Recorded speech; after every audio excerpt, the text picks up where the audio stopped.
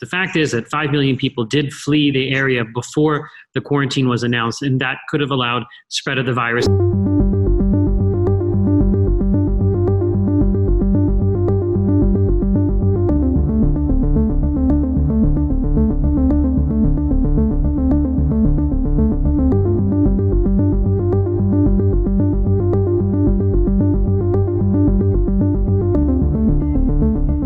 The size of the quarantine going on in China right now is basically unprecedented. This is something that is bigger than many countries' population. And it is something that is really unusual to see happening. You want to only use it when it's a last resort because of all the negative repercussions, because isolating geographic areas like that under a quarantine can really make things very difficult in an outbreak zone, because not only do you make it hard for people to leave, you also make it hard to get resources in, and that can have a lot of dire consequences, for example, causing shortages and a lot of public panic and distrust of public health authorities. This pharmacy appears to be open, and there are people inside probably getting medicine of some sort. Naturally, everyone is paranoid at a time like this. We have shortages of hospital beds, shortages of medications, shortages of diagnostic tests, shortages of food, all of which can actually cause the virus to have an advantage in spreading in a quarantine zone.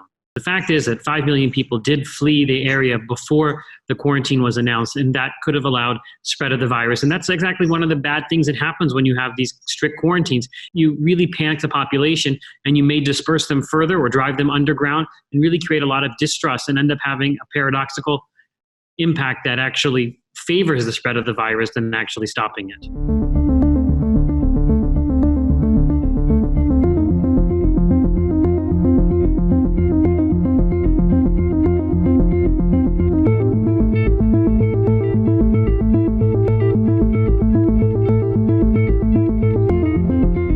I think that you don't have to necessarily forcibly quarantine these people. You can have them self-quarantine while they're going through the incubation period. But it's also a concern because we don't really know that these people are contagious before they have symptoms.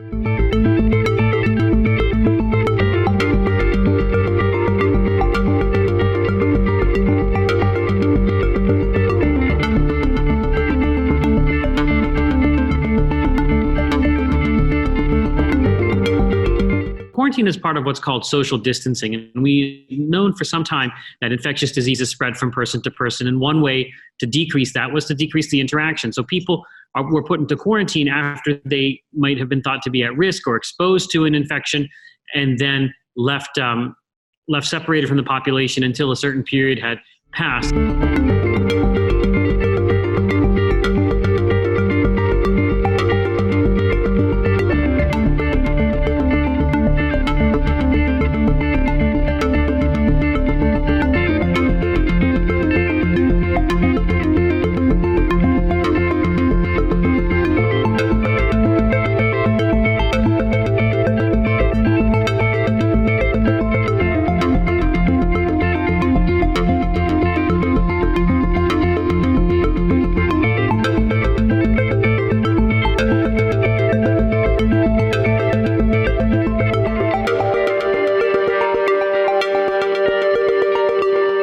You can encourage people to voluntarily cancel social gatherings, for example. You can have people close schools. You could have them cancel sporting events, cancel parades.